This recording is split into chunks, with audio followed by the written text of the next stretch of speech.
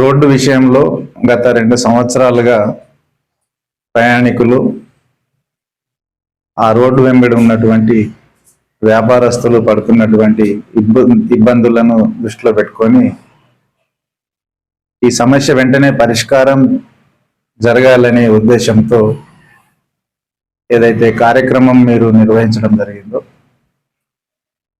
ఆ కార్యక్రమానికి బిచ్కుంద గ్రామస్తులే కాకుండా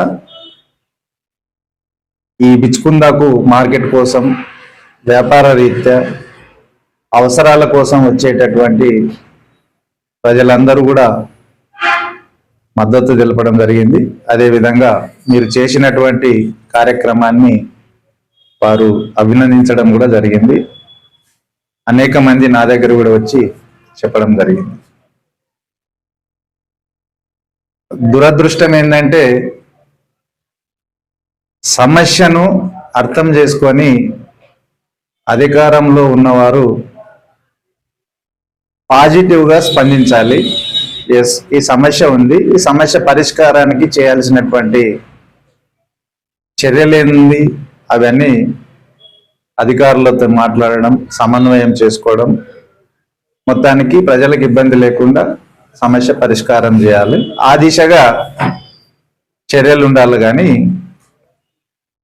ఈరోజు అధికారంలో ఉన్నటువంటి అధికార పక్షం కక్ష సాధింపు లాగా ప్రవర్తించి 11 మంది మీద కేసు పెట్టినటువంటి విషయం నా దృష్టికి వచ్చింది. ఇది దురదృష్టం. నేను కూడా 15 సంవత్సరాలు ఎమ్మెల్యేగా ఉన్నాను. సమస్యల మీద రకరకాలుగా యువకులు కానీ, ప్రజలు కానీ, మహిళలు కానీ స్పందిస్తూ ఉంటారు. ఆ సమస్య తీవ్రతను దృష్టిలో పెట్టుకొని స్పందించి ఆ సమస్య పరిష్కారం కోసం ప్రయత్నం చేయాలి. కానీ ఈ విధంగా నిరసన కార్యక్రమం చేపట్టి సమస్యను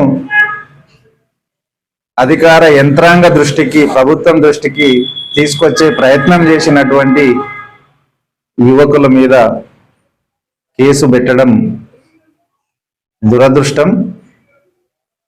నేను ఈ సందర్భంగా పత్రికాముఖంగా మొన్న బిచ్కుందలో జరిగినటువంటి నిరసన కార్యక్రమంలో పాల్గొన్న అందరి మీద కాకుండా కొందరి మీదనే ఏరి సెలెక్ట్ చేసి కేసులు పెట్టడం జరిగింది. నేను డిమాండ్ చేస్తా ఉన్నాను, ఆ 11 మంది మీద, అదేవిధంగా ఇతరులు అని ఆ కేసులో మెన్షన్ చేయడం జరిగింది. 11 మంది కాదు, ఇతరులు కాదు, ఎవరి మీద కూడా కేసు ఉండకుండా వెంటనే కేసు విత్డ్రా చేయాలని ఈ సందర్భంగా పోలీస్ అధికారులకు నేను డిమాండ్ చేస్తా ఉన్నాను. లేని పక్షంలో జుక్కల్ నియోజకవర్గం యావత్ ప్రజలు కూడా ఏకమై ఈరోజు బిచ్కుందాలోనే ఇటువంటి కార్యక్రమం చేయడం జరిగింది.